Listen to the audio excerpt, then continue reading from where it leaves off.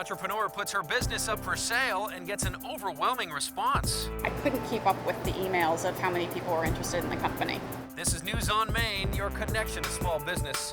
Using her training as a pastry chef and her MBA, Jennifer Lewis started her own artisan doggy treat company and landed a surprising first client. I basically sent samples to Neiman Marcus, and I figured, why not? Of course, must be how it works, and they actually liked them. Jennifer spent the next 6 years making penny for legs profitable, paying herself a salary for the first time in 2011. She then started a website for artisan food entrepreneurs and began writing books.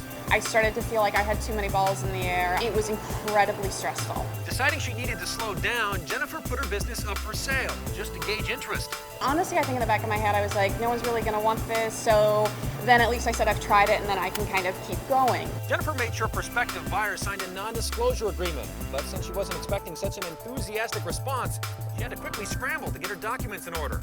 I had some of the overview stuff, but I couldn't drill down and say, I had one person ask me for a specific client list based off of state, and I didn't have access to that. I had that information, but I didn't have access to that right then. Barbara Finley Skank, author of Selling Your Business for Dummies, says this is exactly why all business owners should keep their business in sale-ready condition.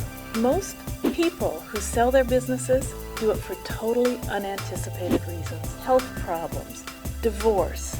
These are the things that cause people one day to say, I'm done. And if they're not ready to sell at that point, then they have one choice: liquidate and walk away.